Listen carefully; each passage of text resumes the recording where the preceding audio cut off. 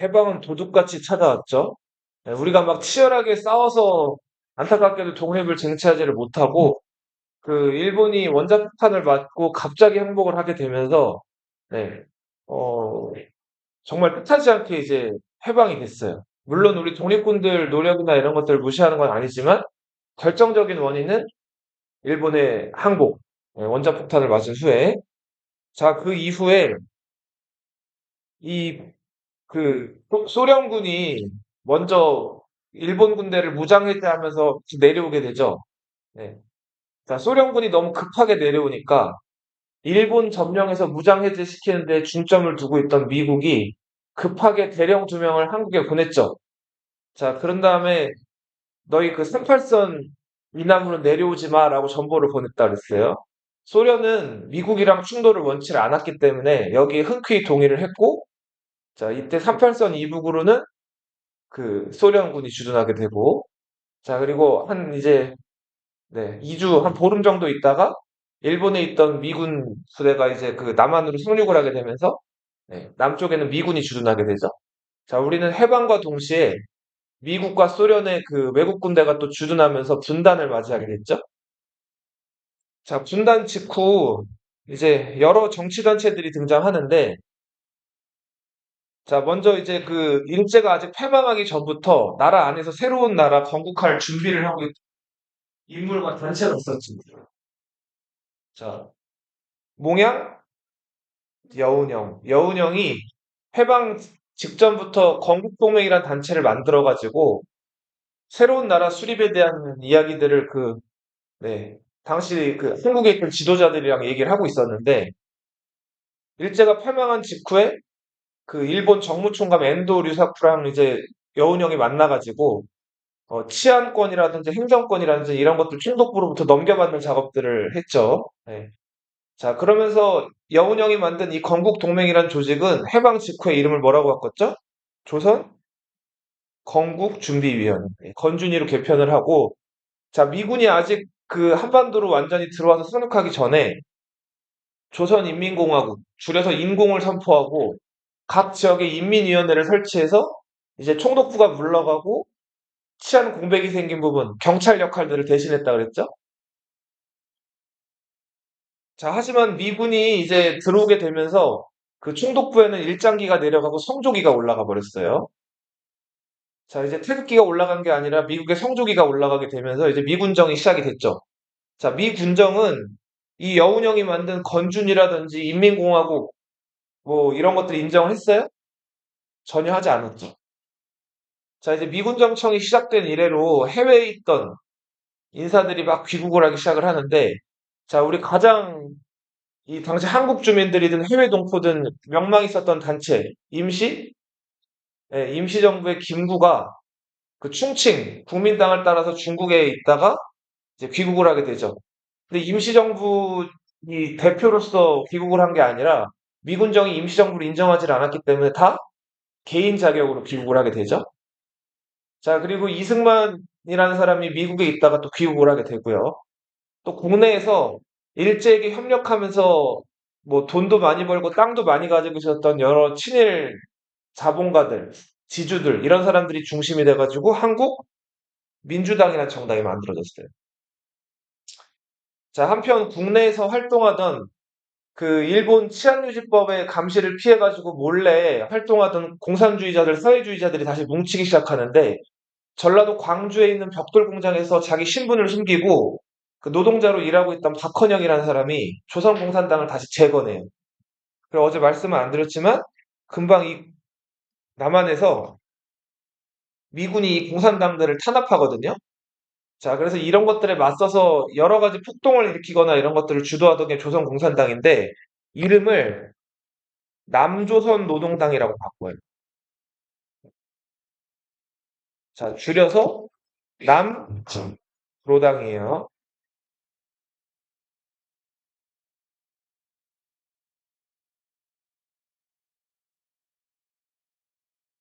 자, 이제 어 새로운 통일정부, 한국인들의 정부를 수립하기 위한 노력들이 이어지는데, 자, 문제는 미국 자본주의, 소련 사회주의. 자, 이 두 세력, 양대 세력이 맞붙은 가운데 한반도에서 어떤 성격의 정부를 세울 것인지를 가지고 논쟁이 많이 일어나요. 자, 먼저 모스크바에서 미국, 소련, 영국 세 개국 대표 외무장관들이 모였죠? 이게 이름하여 모스크바 삼상회의죠. 여기서 세 가지 안이 합의가 되는데 가까운 시일 내에 임시 민주정부를 수립한다. 자, 그리고 최장 5년의 신탁 통치를 실시한다. 아직 조선 한국이란 나라는 식민지배만 받아봤을 뿐이지 스스로 민주주의를 해본 경험이 없기 때문에 강대국들이 5년 동안 이 한국을 맡아서 다스린다는 거예요. 그리고 미국 소련의 이해관계를 조정할 미소공동위원회를 개최한다. 자, 이런 내용의 안건 세 가지가 여기서 합의가 된단 말이에요. 처음에는 신탁통치라는 말 자체에 격분을 해가지고 한반도 주민들 대부분이 다 여기 반탁을 했어요. 신탁통치 반대한다. 자, 근데 소련 쪽에서 좌익 진영, 사회주의 진영에 지령을 내렸다 그랬죠? 자, 지금 한반도가 가난하기 때문에 정부만 일단 만들어지면 공산화될 확률이 높다고 봤단 말이에요. 자, 그래서 신탁 통치 자체에 찬성하라 이런 지령을 내렸고 이때부터 사회주의자들은 반탁에서 뭘로 전환했죠? 자, 그래서 찬탁, 반탁 가지고 사회주의자들과 우익 자본주의자들 간에 치열한 논쟁이 전개되는 가운데 미소공동위원회가 열렸어요. 혹시 어디서 열렸다고 했는지 기억나나? 덕수궁의 어디 서양식 건물 석조전에서 열렸다고 그랬죠. 자, 근데 결국은 소련, 미국 양측에서 어떤 단체가 이 미소공의에 참여할 건지 가지고 또 이제 갈등이 발생을 한단 말이에요. 소련은 신탁 통치에 찬성한, 그러니까 모스크바 삼상회의 결정을 지지한 세력들만 미소공의에 참여해야 된다. 미국은 무슨 소리야?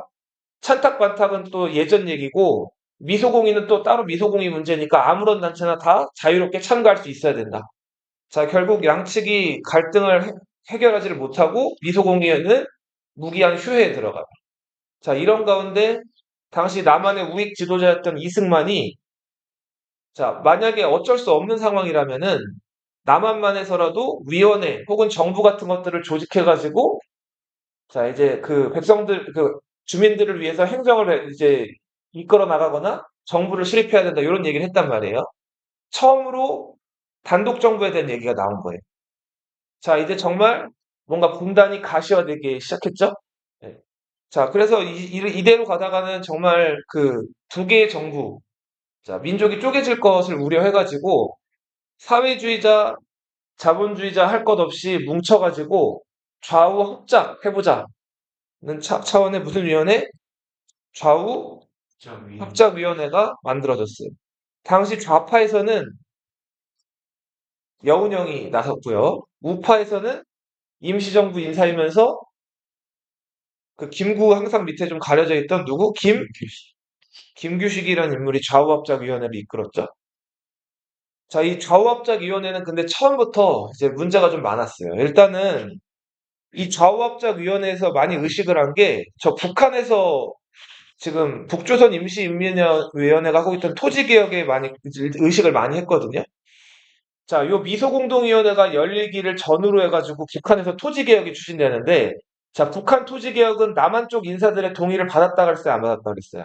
안 받았다 그랬죠. 그리고 원칙이 어떤 식으로 전개가 됐다 그랬죠? 지주들로부터 땅을 어떻게 했어요? 돈 주고 샀어요? 강제로 몰수했죠. 그 다음에 나눠줬죠. 공짜로. 자, 이런 식으로 굉장히 급진적이고 진짜 하늘과 땅이 뒤집어질 만한 엄청난 개혁을 하고 있었단 말이에요. 당시 미군정에 의해서 이 토지 분배가 안 되고 있었기 때문에 자, 여기에 대한 요구가 많았는데 좌우합작위원회에서는 토지 분배에 대한 원칙으로 유상매수, 무상분배 원칙을 내세웠어요. 이거 그냥 쉽게 얘기하면 뭐예요? 지주들한테, 땅 많은 지주들한테 돈 주고 땅을 사는 거죠. 그 다음에 어떻게 해주는 거예요? 공짜로 나눠주는 거죠. 이거 말은 듣기 좋죠. 근데 이게 실현 가능해요? 자, 돈이 어디 있어서 지주들로부터 땅을 사며 그리고 그 산 땅을 공짜로 또 그 일반 국민들에게 나눠주게 되면 정부는 뭐 먹고 살아요? 완전 파산하겠죠. 자, 그래서 이게 현실 가능하지도 않았을 뿐더러 좌파들, 그러니까 사회주의자들은 왜 지주들한테 저 친일파들이고 나쁜 지주들이고 일본에게 협력해서 저 땅 많이 차지한 건데 왜 저걸 정부가 돈을 주고 땅을 사느냐? 자, 이런 식으로 사회주의자들은 비판해요. 자, 그리고 또 우파들은 왜 국민들한테 아무 대가 없이 그냥 땅을 나눠주느냐? 이거는 공산주의 방식 아니냐? 이래서 결국 좌파랑 우파들이 이 안에서 또 싸운다고. 자, 결국은 좌우합작위원회는 그렇게 성과를 크게 거두지를 못했고, 결국 대립과 대립을 반복하다가 우파 인사가 이 여운형을 해화동 로터리에서 자동차 타고 가고 있는 걸 자동차를 세운 다음에 여운형 뒷좌석에 타고 있었는데 총을 쏴서 여운형을 암살해요. 자, 이렇게 해서 좌우합작위원회는 사실상 실패로 끝이 나고, 미소공동위원회가 다시 열렸지만 역시 좋은 의견을 합의를 이끌어내지를 못했죠. 자, 그래서 결국 미국이 이 한반도 문제를 소련이랑 얘기가 안 되니까 국제사회 여론에 맡기기로 했죠. 자, 유엔에다 이 문제를 넘겼죠. 자, 유엔에서는 총회가 열렸어요. 여러 나라들이 다 모여가지고 투표를 해서 한반도 전 지역 인구 비례에 의한 총선거가 결정이 돼요. 한국에서 한 번도 민주주의적으로 투표를 실시해 본 적이 없기 때문에 뭐 투표소 설치라든지 인구 얼마인지 유권자가 몇 명인지 투표하는 방법 어떻게 하는지 이런 것들을 교육할 만한 그런 위원회가 한국으로 온단 말이에요. 자, 남한 쪽은 쫙 돌았고 38선 넘어서 북쪽으로 가려고 하는데 소련이 자, 그죠. 유엔 임시위원단이 북한으로 오는 걸 막았다 그랬죠? 자, 이렇게 되면서 결국은 이제 북한 쪽은 들어가 보지도 못하게 된 거예요. 그래서 유엔에서 긴급 소총회가 열려요. 자, 소련은 참여하지도 않았다 그랬죠? 자, 가능 지역에서의 총선거. 선거가, 민주선거가 가능한 지역에서의 총선거가 결의가 됐고, 자, 이에 따라서 반쪽짜리 선거. 남한만의 단독 선거가 유엔에서 결정이 됐죠? 이게 48년 5월 며칠? 10일이었죠. 자, 이제 여기에 반발해서 제주도에서 4.3 사건이 일어나는데, 요거 설명하기 전에 이제 간단하게, 우리 해방 직후에 남한에서 그, 국민들의 행정이나 이런 것들을 담당하던 저 나라가 미국이죠. 미 군정청이라고 한다 그랬죠. 이 미 군정청에서 당시 그 해방 직후에 한국 주민들이 가장 원했던 게 뭐라 그랬어요? 일단은 누구 잡아 죽이는 거. 미 군정청에서 이 친일파 청산을 잘 했어요, 못했어요? 그렇죠. 안 했다가 맞죠, 정확하게 얘기하면. 하지 않고 이들을 어디다 썼죠? 지금 총독부가 담당하고 있던 가장 중요한 거. 행정, 그죠? 그리고 또 그 행정에 포함되는 거, 그 경찰, 치안 역할을 이 친일파들에게 오히려 더 맡겨버렸죠. 그러니까 과거에 독립운동가들 잡아서 고문하고 괴롭히고, 자, 뭐만 하면은 그 일제 앞잡이 노릇하던 그 친일파들을 그대로 경찰이나 공무원에 임용을 한 거예요. 이거 근데 왜 그렇게 한 거예요? 공산주의자들, 지금 북한은 소련이 지배를 하게 됐고, 이제 사회주의자들이 이제 활동을 해서 지금 이 체제를 흔들까봐 걱정이 됐기 때문에 자, 그렇게 뭔가 검증이 안 된 공산주의를 했을지도 모르는 지식인들이나 이런 청년들한테 이런 역할을 맡기기보다는 예전에 친일을 했을지언정 확실하게 총독부에서 일하는 것들 경험도 많이 쌓았고 공산주의랑은 거리가 먼 좀 검증된 미국 생각하기에는 그런 그런 그 총독부 아래 관료나 경찰들을 그대로 쓴 거란 말이에요. 이거는 한국 국민들의 어떤 그 기대라든지 이런 것들과는 완전히 정반대되는 일이었죠. 자, 그리고 또 하나. 이 친일파들은 대체로 뭐를 가지고 있었죠? 많이? 땅을 가지고 있었죠. 친일파 청산과 동시에 땅을 이제 가난한 국민들에게 나눠주는 것들, 이게 이제 국민들의 바람이었는데, 이거를 미국이 했어요, 안 했어요? 안 했죠. 이거 하려면 먼저 친일파 청산이 이루어져야 되는데, 자, 친일파 청산도 전혀 하지 않은 상태에서 소지분배를 할 수가 없죠. 근데 북한은 어떻게 했어요? 이걸 해버렸죠. 남한의 동의도 없이. 자, 경제정책. 미 군정의 경제정책은 어땠나요? 일단, 그죠. 잘 하질 못했다 그랬죠. 미국이 자본주의를 신봉하는 나라라서, 자, 총독부가 그 해방 직전에 공출해가지고 배급하던 거, 이 시스템을 미국이 그냥 깨버렸죠. 그냥 자유시장제로 맡겨버렸잖아요. 자, 그러다 보니까 45년 해방 직후에 그렇게 풍년이 들었는데도 막상 시장에 나가보니까 쌀이 없는 거예요. 그리고 쌀을 쓰려면 쌀 가격이 어떻게 됐다 그랬죠? 쌀이 없으니까 엄청 높았다 그랬죠? 그럼 그 많은 쌀들은 다 어디로 갔죠? 그쵸. 그 몇몇 상인들의 그 창고로 다 들어가 버렸다 그랬죠? 그러니까 돈 있는 상인들이 폭리를 취하려고 그 풍년이 들었는데도 값싼 쌀들을 다 사들여가지고 자기 창고에다 몰래 저장을 해놓은 거예요.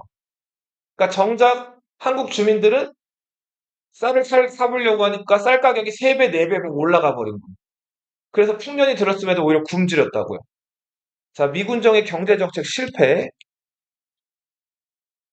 자, 이런 것들로 인해서 당시 한반도 주민들은 굉장히 미군정에 대한 반감이 컸어요.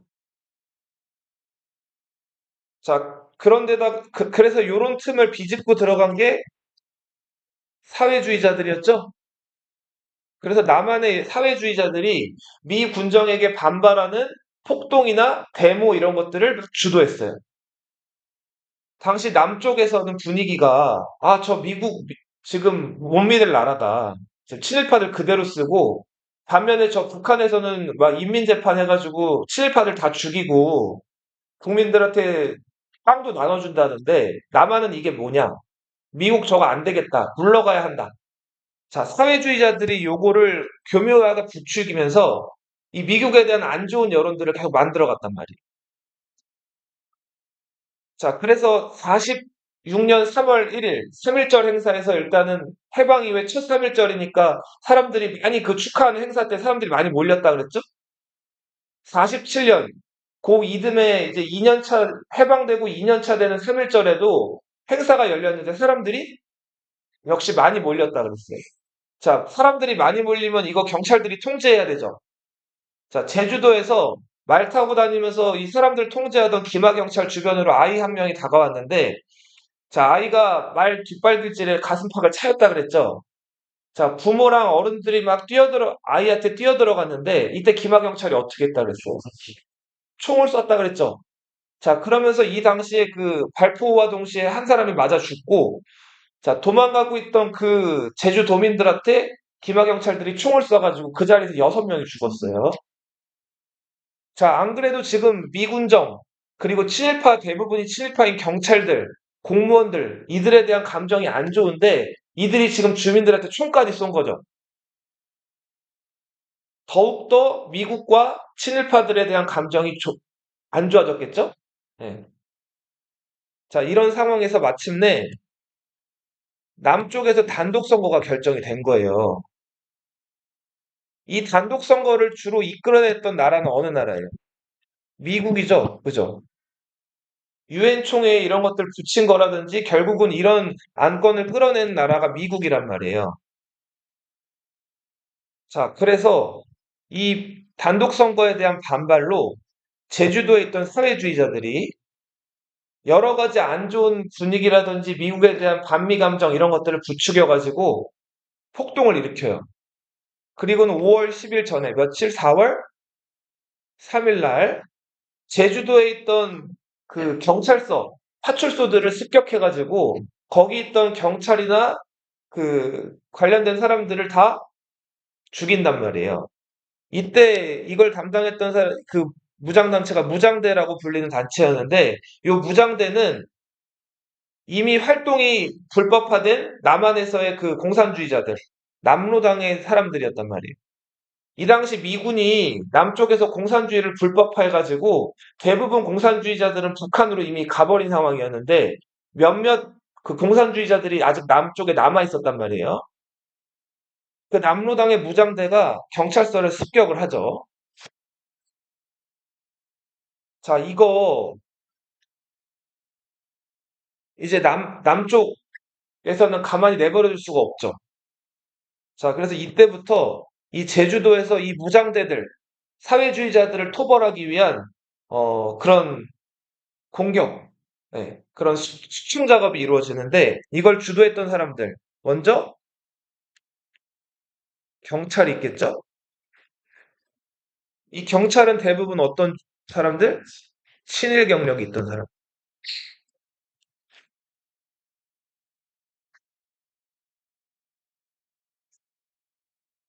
자, 그리고 해방 직후에 가장 필요했던 건 경찰이에요. 일단 도둑 잡고 그리고 사람들 법 지키는 거 감시하려면 가장 먼저 우선시되는 조직은 경찰이었는데 해방 직후에 우리 저 한국 사람들이 군인을 만들 만한 경제력이나 여력이 있었을까요? 없었겠죠. 군대는 일단은 숫자도 많고 유지비도 많이 들어가고 무기나 이런 것들도 돈이 많이 들어간단 말이에요.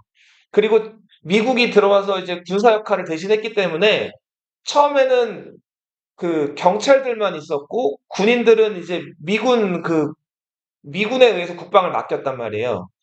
근데 차츰차츰 언제까지 이렇게 미군에게 이걸 의지할 수가 없죠. 그래서 경찰 내에서 군대의 예비 조직이 만들어져요. 그 군대 예비 조직을 국방경비대라고 불러요.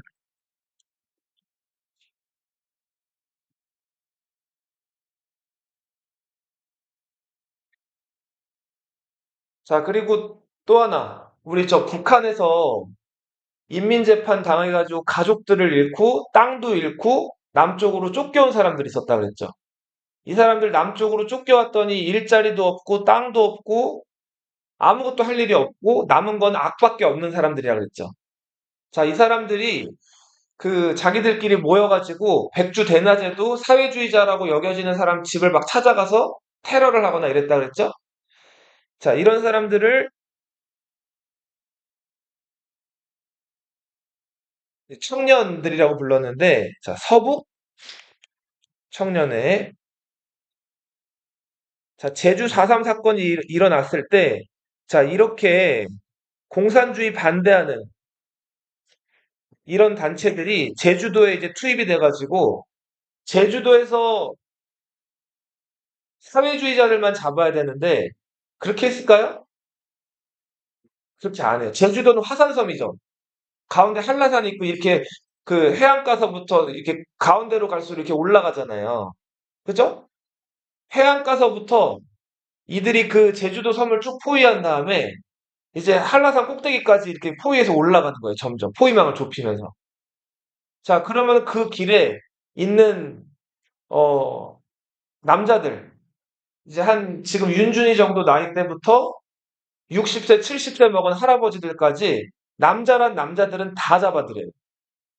그 다음에 이 사람이 뭐 사회주의의 사자도 모르는 사람이고 공산주의의 공자도 모르는 사람인데도 일단 학교 운동장으로 다 끌고 나와요. 자, 그 다음 어떻게 했을까요?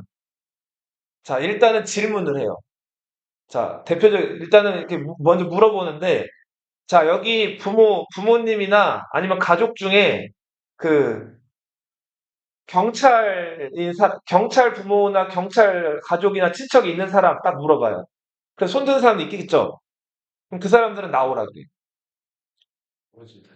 자, 그리고 집안에 공무원이나 아니면은 장교나, 뭐 군경력이 있는 사람들 또 손들라 그래요. 자, 또 손 들겠죠? 그럼 나오라 그래요.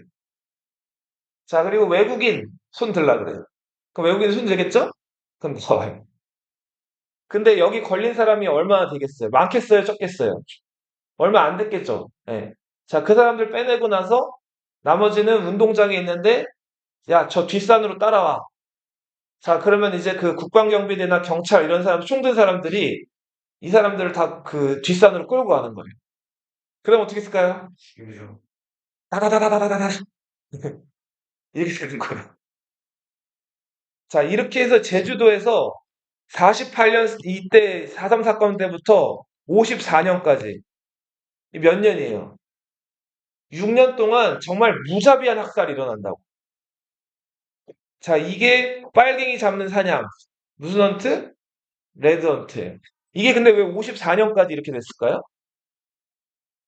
54년이 무슨 전쟁 끝나는 시기? 6.25 전쟁이 53년에 끝난단 말이에요. 53년 6.25 전쟁 끝나고도 1년 동안을 이 짓을 했다고.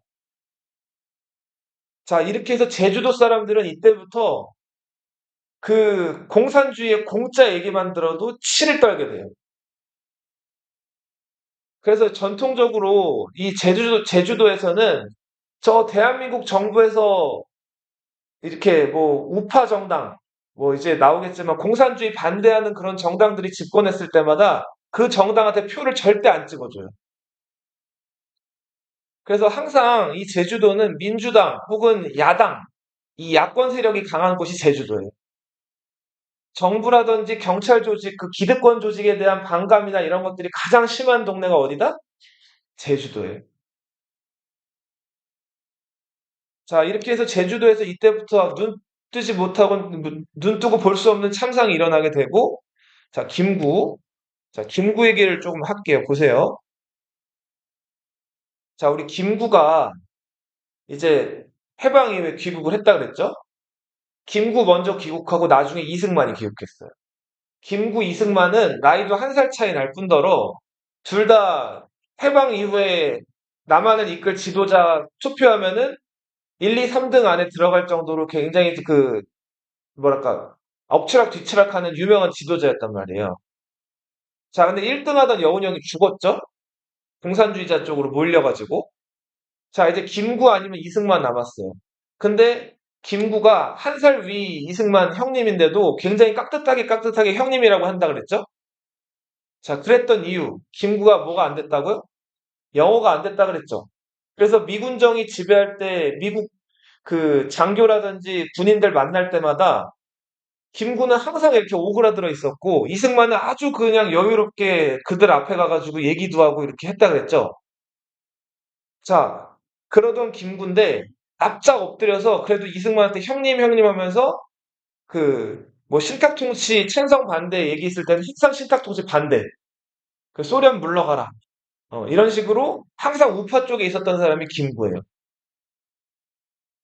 자, 근데 봐봐.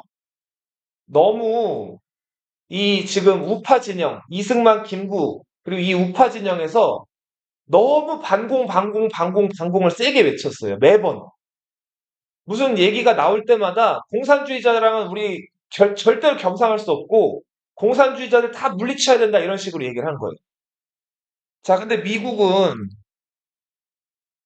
아무튼 적이고 왼수지만 소련이랑 결국 뭘 해야 돼요? 대화를 해야 되죠. 그죠? 그래서 미소공동위원회도 열리고 막 이렇게 뭔가 소련이랑 타협점을 찾아야 되잖아요. 근데 그럴 때마다 이 우파들이 너무 반대를 하는 거예요. 자, 미국 입장에서는 물론 소련이 반대해서 결국은 미국에게는 걸림돌인 건 맞지만 너무 이렇게 반대만 하니까 아무런 대화가 안 되잖아요. 그래서 점점 이승만이랑 김구에 대해서 조금 미국이 거리를 둬요. 그러면서 조금 더 말이 잘 통할 만한 좀 느물느물 이렇게 기름장어처럼 이렇게 느물느물 여기서는 요렇게 저기서는 저렇게 할 만한 사람들을 찾는데 그 사람들이 이 사람들이었어요, 이 사람. 무슨 당? 자, 그죠? 이 사람들은 친일 경력도 있었을 뿐더러 그 대체로 돈 많은 사람들, 지주나 자본가들인데 자, 이 사람들은 그 미국 의향을 너무 잘 알아요. 그러니까 결국은 소련을 반대하고 밀어내지만 그래도 형식적으로는 소련이랑 대화하는 모습이나 이런 것들은 미국은 갖추고 싶었단 말이에요. 그 의중을 잘 알았던 당이 무슨 당이라고요? 한국 장덕수란 사람이 이 미소공동위원회가 1차 결렬되고 2차 열렸을 때 여기에 적극적으로 참여해가지고 소련이랑 좀 얘기를 해봐야 된다는 얘기를 한단 말이에요. 근데 김구나 이승만은 그 무슨 소리야. 공산주의자들이랑 무슨 얘기를 해. 저거는 말도 안 돼. 자, 계속 이렇게 나온 거예요. 근데 장덕수가 사적인 자리에서 김구랑 언쟁이 한 번 있었어요. 김구는 미소공이 절대로 참가해도 안 된다. 자, 장덕수는 그래도 미국이 주도한 건데 참여해가지고 그냥 소련이랑 대화하는 모습 정도는 보여야 된다. 자, 요런 입장이었단 말이에요. 자, 이렇게 다투는데 김구는 당시 임시정부 이끄는 사람들한테 영웅이죠. 왕 같은 사람이란 말이에요. 김구 따르는 젊은 열혈 청년들이 많았어요. 자, 저 장덕수란 놈이 지금 우리 김구 선생, 백범 선생의 저 의지를 꺾고 저 미소공에 참가하고 공산주의랑 타협하자는 얘기를 한다고? 이건 말도 안 돼. 김구를 따르는 청년들이 장덕수를 찾아가서 어떻게 했을까요? 죽여버린단 말이에요. 자, 미 군정에서는 이렇게 테러가 일어나고 그리고 우익 인사들끼리 서로 죽고 죽이고 하는 것들을 극도로 경계하고 좋아하지 않았는데 자, 지금 사람이 죽었죠? 사람이 죽었으니까 여기에 대한 수사가 시작됐겠죠? 이 수사를 누가 해요? 경찰들이 하죠. 그죠? 근데 경찰들은 친일 경력도 있을 뿐더러 자, 이 장덕수를 죽인 사람들 배후를 막 캐기 시작하는데 누구 이름이 나온 거예요? 김구 이름이 나온 거예요. 자, 그래서 김구가 이름이 나온 순간부터 경찰 쪽에서 김구를 경찰서로 불러와서 조사를 받게 하려고 그래요. 이렇게 경찰이나 검찰 같은 국가기관에서 그 범죄 혐의가 있는 사람들을 불러오는 거를 소환이라 그래요. 뭐라고요?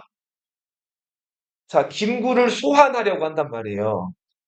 근데 김구 입장에선 지금 이때 나이가 70이 넘었고, 이거 분명히 자기는 자기가 시킨 것도 아니고, 자기 따르는 사람 몇 명이 열혈하는 마음에서 이걸 한 건데, 자기를 자꾸 경찰에 불러가지고 소환해서 이것저것 조사를 하려고 하니까, 이게 싫었겠죠. 그래서 경찰서를 안 가려고 그런단 말이에요. 그래서 김구가 누굴 찾아갔을까요? 그죠? 그동안 형님하고 따라다녔던 이승만을 찾아가요. 이승만이 김구를 만나줬을까요? 안 만나줬을까요? 문을 꼭 닫고 안 만나줘요. 자, 그래서 김구가 너무 분하고 억울해가지고 다시 이승만을 또 찾아갔어요. 문을 직접 두드렸어요. 근데도 이승만이 김구를 안 만나줘요. 평소에 그렇게 형님, 동생 하면서 친하게 지내는 것 같고, 뭐, 미군정이 뭐 하는 거 있으면 행사마다 같이 참석해가지고 꼭 이승만을 따르는 입장을 취했는데, 결정적인 자리에서 이승만이 김구를 안 만나줘요. 그것도 세 번이나. 자, 그래서 김구는 이때 완전히 이승만에 대해서 삔또가 상해요. 그리고 이때 검찰로 김구가 끌려가가지고 며칠 동안 굉장히 혹독한 취조를 받아요. 물론 고문은 안 하고 가 물어보는 그런 그 앵무새식의 그런 취조 있죠? 이런 거를 받고 김구가 많이 화가 나가지고 집으로 돌아왔어요. 자, 그때부터 김구는 완전히 이승만이랑 갈라서게 됐어요. 자, 이승만과 미국이 이제 단독 선거에 대한 어떤 입장을 얘기한다면 이제 이 반대편에 섰다 그랬죠, 김구가? 자, 그래서 김구가 50 총선거에 반대해가지고 어디로 가버렸을까요? 북한으로 가버립니다. 자, 그렇게 해서 이때 김구가 또 김구 하면 2인자가 누구예요? 따라다니는 사람. 말 잘하는 사람. 김규식을 데리고 북한에 가서 김일성, 그리고 언어학자이면서 그 과거 그 조선의용대에서 조선의용군이란 조직을 만들었던 김두봉. 이 네 명이 북한의 평양에서 만나서 회의를 벌인단 말이에요. 이게 남북 협상이에요. 김이 몇 개예요? 사김 회의예요.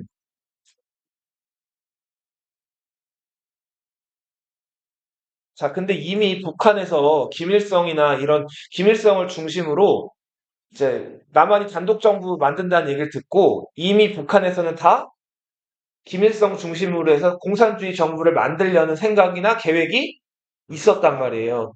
김구가 이미 이때 가봤자 아무런 어떤 효과나 영향이 없었어요. 결국 김구는 이때 이제 김일성과 김일성을 위주로 하는 이 멤버들에게 이용만 당하고 아무 소득이나 성과도 거두지 못하고 결국은 다시 남한으로 돌아와요. 대신에 이때부터 김구를 따르는 임시정부 한국 독립당 사람들은 이 50 총선거에 참여했을까요? 안 참여했을까요? 참여하지 않아요.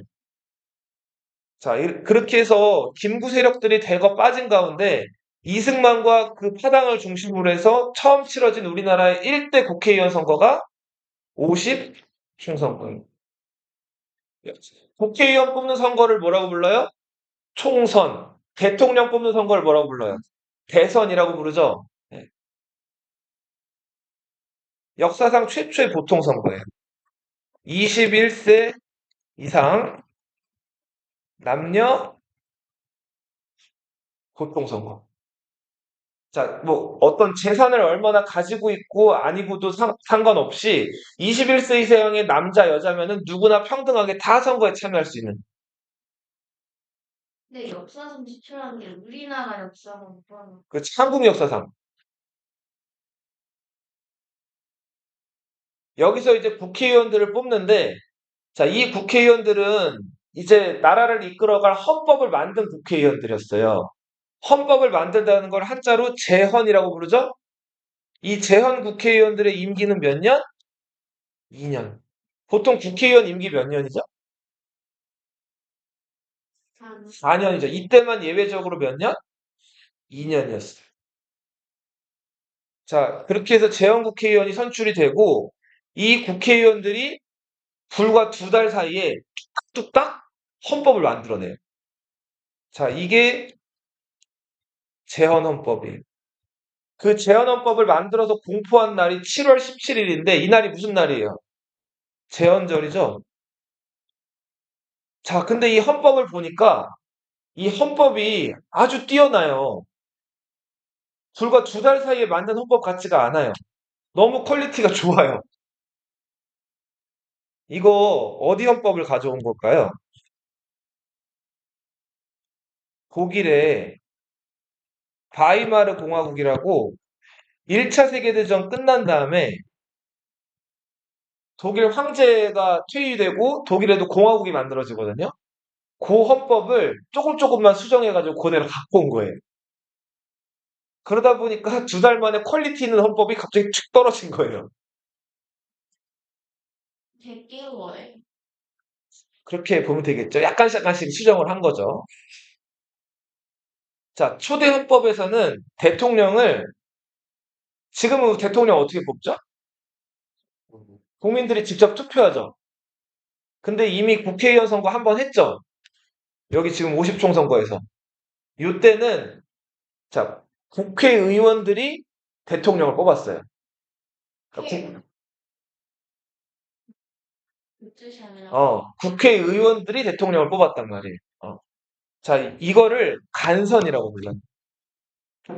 간선은 간접선거의 줄임말이에요. 지금은 대통령을 국민들이 직접 뽑잖아요. 그걸 뭐라고 불러요? 직접 선거. 직접 선거, 직선이라고 부르는데 이 국회의원들은 국민들의 의지를 그 대변하는 존재들이죠. 국민들이 선출했으니까. 근데 국민들이 대통령을 직접 뽑지 않고 국회의원 통해서 국회의원들이 뽑는 거예요. 그래서 무슨 선거예요? 간접 선거. 임기 몇 년? 4년. 한 번 더 할 수 있어요. 그걸 뭐라고 불러요? 중임. 그럼 3번까지 할 수 있는 거는 3선, 4번 하는 거 4선 이렇게 나가는. 초대 대통령은 누가 뽑혔죠? 이승만. 그리고 부통령 이시영. 이 사람 어떤 분이죠? 맞아. 이회영의 그 막내 동생이라 그랬죠? 신흥무관학교. 당시 국제연합에서는 이 남한에 수립된 재헌헌법 공포되면서 수립된 이 정부를 유일한 합법 정부로 승인을 해요. 그러니까 여기 지금 나와 있지만 한 번 더 쓸게요.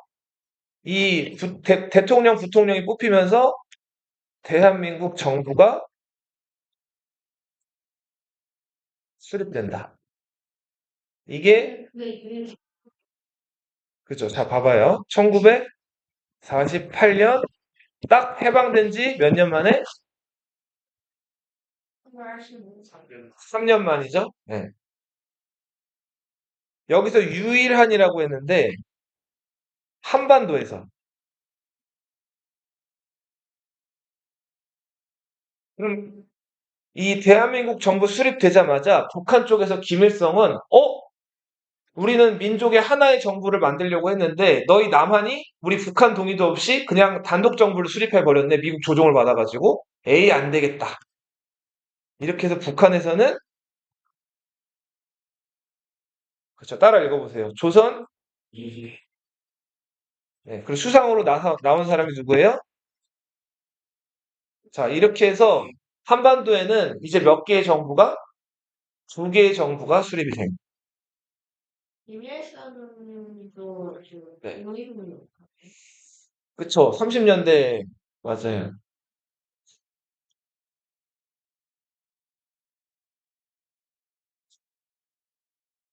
자 제주도에서 4.3 사건이 있었죠. 그런데 8월 15일 날 이제 50 총선거가 이루어지고 8월 15일 날 정부가 수립이 됐죠. 그죠? 그런데 여전히 제주도에 있는 사회주의자들을 잡는다고 당시 경찰이랑 국방경비대, 서북청년회 이런 단체들이 이제 제주도로 뛰어들어가 가지고 제주도에 있는 죄 없는 남자들이란 남자들은 다 잡아서 죽이고 있었단 말이에요. 자, 그래서 이것들 더 확실하게 처리를 하려고 당시 이제 한반도에 있던 많은 그 부대가 또 제주도로 추가 투입이 돼요. 자, 이때 여수와 순천은 전라남도에 있죠. 제주도랑 가깝단 말이에요. 이 여수 순천에 있던 국방경비대 14연대. 이 14연대가 제주도로 그 파견 명령을 받아요. 제주도로 왜 파견되라 그랬을까요? 사회주의자들 제주도에서 다 때려잡으라고. 근데 이 당시에 국방경비대 안에 사회주의자들이 많았어요. 선생님 저번 시간에 얘기했죠? 이제 남자들 군대 가면 뭐부터 받는다고요? 공산주의 반대하는 반공 정신교육 많이 받아요, 매번. 끌려가가지고. 근데 이 당시 때는 그런 게 없었다 그랬죠. 그래서 군대 내에 알게 모르게 남로당 사회주의자들이 많이 들어가 있었어요. 근데 지금 사회주의자들 입장에서 제주도 가서 사회주의자를 죽이라는 거 이거 용납이 안 되죠. 국방경비대 14연대 소속 사회주의자들이 여수와 순천 지역에서 정부의 명령을 어기고 반란을 일으켜요. 자, 예전에는 그래서 이 사건을 여순 반란, 여순 폭동 이렇게 불렀어요. 여수 순천 시내에 있는 경찰서랑 자, 이런 관공서, 이런 기관들을 공격해가지고 경찰이랑 공무원들을 죽인 거예요. 국방경비대 14연대 소속 그 사회주의 군인들이. 자, 이거 가만히 두고 볼 수 없죠.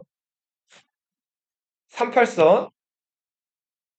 자, 38선 지키고 있는 부대 말고 당시 남한에 있던 웬만한 부대 전부 다가 다 이 여수 순천 지역으로 파견이 돼요. 그리고는 여수 순천 지역에 있는 그 국방경비대 14연대에서 반란 일으킨 사람들을 모조리 잡아요. 그 다음 어떻게 했을까요? 다 죽여요. 자, 이렇게 해서 이때 대대적인 숙군 작업이 이루어지는데, 숙군은 군대 안에서 이렇게 사회주의 하는 사람들을 숙청, 잡아내는 작업이에요. 이 과정에서 이 국가보안법이라는 게 만들어져요. 무슨 법? 국가 안 되고 국가보안법은 일제강점기 때 치안유지법 기억나요? 공산주의자들 잡아넣기 위해 만든 법? 그 치안유지법을 조금 이렇게 약간 그 명칭이랑 이런 것만 바꿔가지고 만든 법이에요. 결국은 공산주의자들 잡기 위한 법이에요. 그리고 이제 국방경비대 수준으로 안 되겠어요. 우리가 스스로 지켜야겠죠. 그리고 사회주의자들을 때려잡는 확실한 군인들 만들어야겠죠. 자, 그래서 이제 국방경비대가 업그레이드 돼서 국군이라고 불리게 돼요.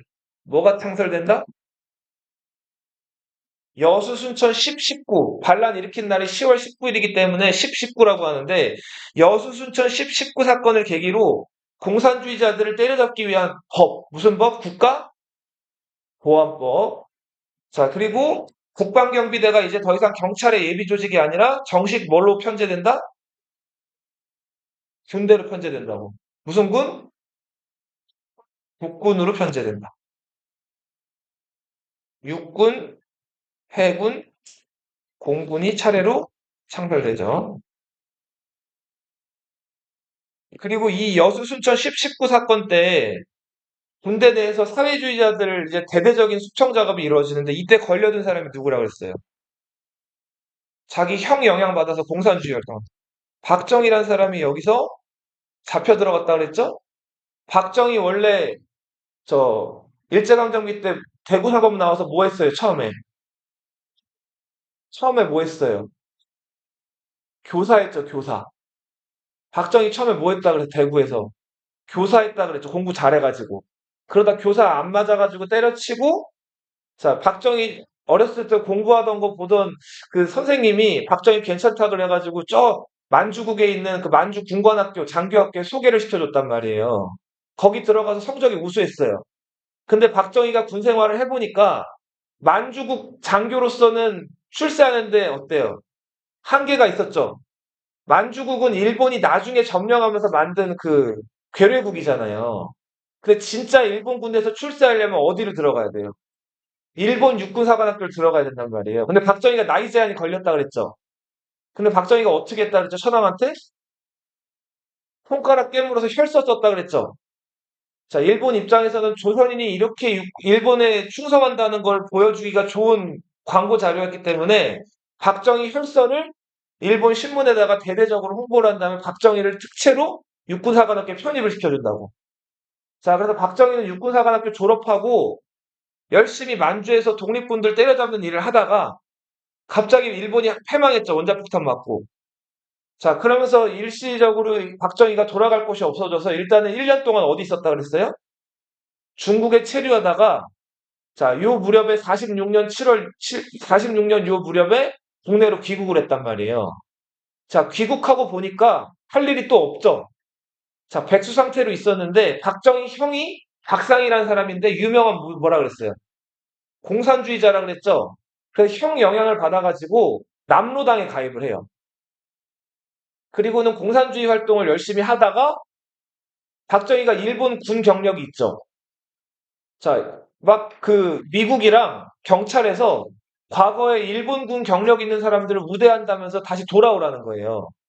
그래서 박정희가 한편으로는 형 영향받아서 공산주의 활동을 하면서 어디 들어간 거예요? 그쵸, 군에 들어간 거예요. 국방경비대. 자, 그러면서 여기서 이제 남로당 그 연락 역할들을 담당하다가 이 여수 순천 10, 19 사건에서 걸린 거예요. 공산주의 활동한 게. 근데 이때 많이 고문당하고 좀 고생을 했는데 박정희가 어떻게 했다 그랬어요? 다 불었다 그랬죠. 그 당시 국방경비대 안에 있는 공산주의 그 점조직, 박정희만 알고 있는 그 비밀리에 있는 조직들, 그 조직원들을 다 불었어요. 자, 그러면서 이때 대대적인 숙군이 성공을 하게 됐고 박정희는 동료들을 판 대가로 풀려났어요. 자, 그리고 무직 상태로 당분간 있다가 1년 후에 뭐가 일어났어요? 6.25 전쟁이 일어났죠. 6.25 전쟁이 일어나자마자 경력 있고 능력 있는 군대를 통솔해 본 사람이 필요했단 말이에요. 그리고 이 국군의 참모총장부터 최고 책임자들이 다 육군사관학교 출신들이에요. 일본. 자, 그러다 보니까 박정희는 옛 자기들의 뭐예요? 그죠? 후배죠. 그러니까 박정희를 안 쓸 이유가 없죠. 그래서 박정희가 한국전쟁 일어나면서 군대로 복귀하게 됩니다. 그리고 이때부터 공을 세워가지고 박정희가 1961년 무렵에는 별이 몇 개? 사단장이었다. 사단장이면은 휘하 군사가 2만 명 정도 돼요. 네. 자, 대한민국 정부 수립 직후에 자, 결국 이제 3년 만에 그동안 우리 한국 주민들이 원했던 거, 그 두 가지를 이제 하게 돼요. 자, 가장 원했던 거 먼저 반민족행위 처벌법. 여기서 반민족행위는 무슨 행위를 말해요? 이 친일행위를 처벌하는 처벌법이 만들어져요. 그리고 반민족행위 특별조사위원회, 줄여서 반민특위. 따라해보세요. 반민특위. 이게 오늘날로 치면 특검 같은 거예요. 국가에서 중요한 일이나 무슨 일이 생겼을 때 그 사건 수사하려고 검사팀 꾸려가지고 특검이라는 거 만들죠. 자, 이들은 열심히 친일파들을 체포하고 조사했어요. 근데 이승만 정부가 이거를 협조를 안 해. 자, 이승만 주변에 있는 사람들이 대부분 어떤 사람들이에요? 과거 친일 경력이 있던 사람들이죠. 여기 협조를 안 해. 자, 근데 반민특위가 여러 사람들을 당시 재판정에 세워가지고 친일행위들 비판하고 이광수 이런 사람들도 여기 잡혀가요. 막 이 사람들 비난하고 사람들 앞에서 욕보이기도 하고 형량을 막 때리기도 하고 한단 말이에요. 정의롭게. 자, 그러다가 이 사람들이 조사하다가 자, 친일 경찰들 명부를 넘겨받아가지고 이 사람들 친일행위들을 다 알게 된 거예요. 자, 그렇게 해서 친일 경찰들을 잡아다가 조사를 하려니까 경찰이 가만히 있었을까요? 경찰은 뭐를 가진 조직이에요? 그쵸. 총 힘을 가지고 있는 조직이죠. 그죠? 그리고 힘도 있고 법적으로 공권력이라는 그 공권력을 가지고 있죠. 경찰이 가만히 있지 않고 오히려 반민특위 사무실을 습격을 한단 말이에요. 자, 그리고 요 전후로 해서 어떤 사건이 벌어지냐면, 보세요. 쓰세요, 이거. 49년 6월 무렵인데,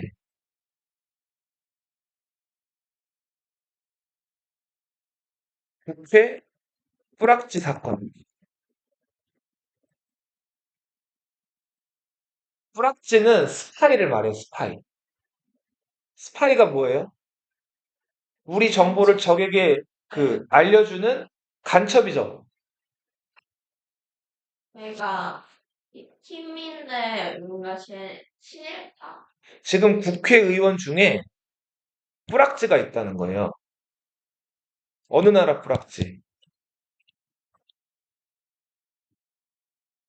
당시 이 반민특위를 적극적으로 지지하고 자, 그리고 더 나아가서 북한처럼 토지개혁을 하자고 주장했던 김약수, 노일환 이런 젊은 국회의원들이 있었는데 이 사람들이 이 국회 안에서 북한에게 정보를 팔아넘기는 뿌락지였다라는 얘기가 나오게 돼요. 근데 이게 근거나 증거가 없었어요. 이승만 쪽에서 이 얘기를 흘린 거예요. 이게 국회 뿌락지 사건이에요. 짜였군. 검증이 안 됐어요. 친일 경찰들은 이게 기회다 싶어가지고 반민특위 활동하던 사람들을 이 국회 뿌락지 사건과 연관됐다고 해가지고 이 사람들을 반민특위 사무실을 습격해가지고 잡아 넣은 거예요. 그럴 수도 있죠. 이것도 확정된 건 아니에요. 자, 그리고 이승만의 라이벌이자 50총 선거에 참여하지 않았던 이승만과 왼수를 졌던 김구가 청년장교 안두희에 의해서 암살을 당하게 되죠. 이 사건 모두가 49년 6월에 있었던 사건이에요. 자, 그래서 요거를 역사에서는 6월 공세라고 불러요. 무슨 정부에?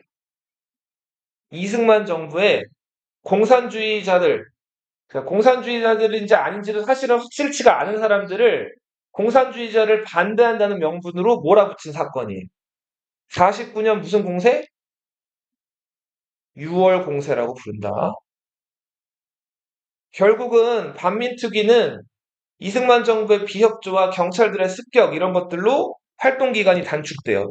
반민처벌법에 공소시효가 급격하게 줄어든단 말이에요. 공소시효 지나면 이 사람이 잘못했어도 처벌할 수 있어요, 없어요? 없죠? 결국은 우리나라 친일파 청산은 이루어지지 못한다. 농지개혁법. 중요하죠. 북한에서 토지개혁이 실시되고 무려 3년 만에 드디어 남한에서도 농지개혁이 시도가 돼요. 자, 자본주의 방식이에요. 돈을 받고 돈을 주고 땅을 사들여요, 지주들한테. 그리고 돈 주고 파는 거예요, 국민들한테. 유상매수, 유상분배. 개인이 가지고 있을 수 있는 땅의 한도는 몇 정도? 9,000평. 네.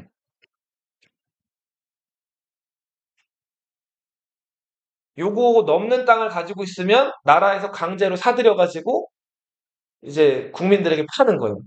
근데 갑자기 국민들이 이거 땅 살려니까 땅값이 비싸잖아요.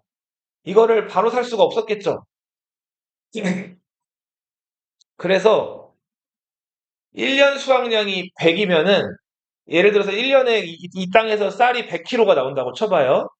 그러면은 쌀값을 그 몇 프로로 아니 저기 땅값을 몇 프로로 정했냐면 그 1년 생산량의 150%를 땅값으로 정해요. 그러니까 예를 들어서 100kg의 쌀이 1년에 나오는 땅이라면 150. 그쵸. 이 땅의 그 가격은 쌀 150kg가 되는 거예요. 그리고 이거를 한 번에 150kg를 내서 사기가 어렵잖아요. 이거를 30%씩 5년에 걸쳐서 나눠내게끔 해요. 네. 그리고 돈을 이제 지주들한테는 돈을 주고 땅을 사들였다 그랬잖아요. 그죠? 근데 당시 이제 막 출범한 정부가 돈이 어딨어요. 당장 돈을 못 주고 돈 대신에 준 게 이거예요. 무슨 증권? 지가증권. 그리고 나중에 갚아주겠다는 거예요. 정부가. 그러니까 정부가 땅값으로 돈을 줘야 되잖아요, 지주한테. 근데 당시에 돈이 있었다고요, 없었다고 정부가? 돈이 없어요. 그러니까 돈 대신에 준 거예요. 일종의 뭐 어음이나 수표 같은 건데 그게 지가증권이에요. 근데 이게 나중에 갚겠다고 해서 지가증권을 줬는데 정부가 이걸 나중에 갚았을까요? 이걸 못 갚는단 말이에요, 대부분. 그래서 이때 지주들이 대부분 많이 어떻게 됐을까요? 몰락을 해요. 전통적인 지주제, 지주와 그리고 지주 땅 아래서 그쵸 농사 짓던 소작농들 자 이런 것들이 이제 법적으로 아예 사라지게 돼요. 지금 대한민국 현행 헌법상 땅 가진 사람이 자기 땅을 그 농부들에게 이제 경작을 시켜가지고 소작한다 이런 개념들은 지금 한국 현행법상 없어요. 네. 근데 이런 것들을 실제로 농가에서 아직도 하고 있긴 한데 이게 법적으로는 인정받지는 못하는 행위들이라. 자, 그래서 지주소작제가 이때 마침내 없어진다. 자, 신라, 고려, 조선. 자, 조선시대 2000년 동안 계속 내려오던 지주소작제가 이제서야 사라지게 되는 거예요. 자, 이제 아무튼 농민들이 어떻게든 자기 땅을 받았죠. 사게 됐죠, 정부로부터. 자, 남의 땅이면 안 지켜도 자기 땅이 됐으니까 이제 어떻게 될까요? 지키겠죠. 북한이 쳐들어와가지고 남한 땅들을 점령했을 때 자기 땅이니까 도망가지 않고 이 사람들이 어떻게 했어요? 끝까지 맞서 싸웠단 말이에요. 그래서 이 농지개혁법은 의의가 굉장히 큰 게 남한이 완전히 북한으로부터 공산화되는데 크게 방어하는데 기여를 했다. 자, 이제 6.25 직전 상황을 좀 볼게요. 이제 두 개의 정부가 만들어졌죠. 남한에는 대한민국 정부, 북한에는 무슨 정부? 그렇죠. 조선민주주의 인민공화국. 북한 정부가 들어섰죠. 자, 정부가 들어섰기 때문에 이제 소련군이나 미군이 주둔할 명분이 있어요, 없어요? 없죠. 소련 군대가 먼저 철수해요. 6개월 있다가 남한에 있던 미군도 영거포 철수한단 말이에요. 자, 이제 미군, 소련 양군이 철수했어요. 자, 그런 가운데 핵을 이 당시까지만 해도 미국만 가지고 있었는데, 자, 뒤늦게 소련이 핵 개발에 성공을 하게 돼요. 소련이 가장 두려워했던 거는 미국이 핵을 써가면서 자기들을 공격해가지고 자기들을 무장해제 시키는 거였는데, 소련이 이제 핵 개발에 성공을 해요. 소련도 이제 미국이 두렵지? 않죠? 너희가 쏘면 우리도 쏠 거야. 이렇게 된 거죠. 자, 그런데다가 중국이 공산화 돼요. 중국은 국민당, 장제스, 우리 국민당 지원받았다고 그랬잖아요. 임시정부 독립군들이. 자, 그리고 공산당, 마오쩌둥이라고 들어봤어요? 자, 대립이 있었는데, 이 공산당과 국민당의 내전을 국공내전이라고 불러요. 일본 패망한 다음에 중국 내에서 4년 동안 이 내전이 있었는데, 누가 이겼다? 공산당이 이긴단 말이에요.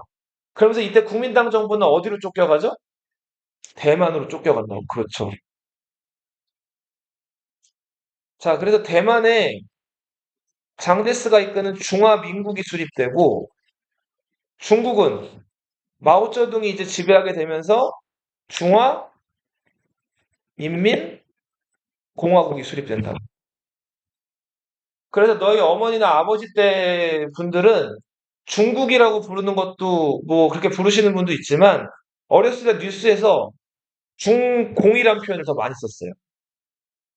이게 중화인민공화국에 그냥 이거를 중공이라고 부르기도 하고 중국 공산당이 지배한다고 해서 중공이라고 많이 불렀다.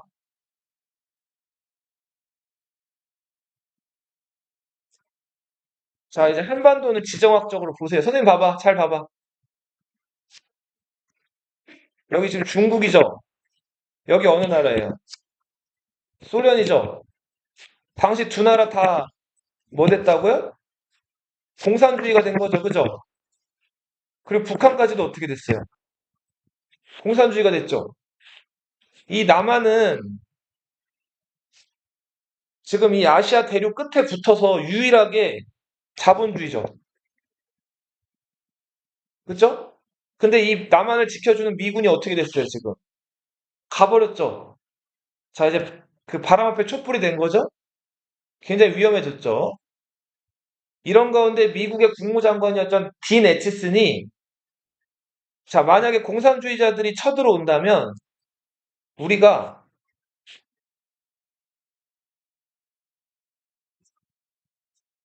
이렇게 일본이랑 필리핀까지는 공산화해서 방어해 주겠다고 얘기를 한 거예요. 자, 여기서 타이완이랑 한반도는 들어가야 안 들어가? 안 들어가죠? 자, 이것 때문에 많은 사람들이 이렇게 얘기하기도 해요. 미국이 이 중국이나 소련의 그리고 북한의 침략을 유도한 게 아니냐라는 얘기들도 있거든요. 근데 아무튼 어찌 됐는 건지 아직도 영문이 밝혀져 있지는 않지만 이 딘 에치슨이 1월 연두 기자회견에서 에치슨 선언이라는 걸 발표하는데 여기서 남한이 미국의 공산주의 방어 라인에 들어가지를 않았단 말이에요. 자, 이제 김일성이 회심의 미소를 띄었죠. 먼저 모스크바를 가요. 당시 소련의 지도자였던 스탈린을 만나고요. 중국의 지도자, 공산화돼서 이제 중국의 지도자가 된 마오 쩌둥을 만나고 돌아와요. 무슨 얘기하고 돌아왔을까요? 우리가 한 번 남고 칠 테니까 좋아. 남침하겠다 이거죠.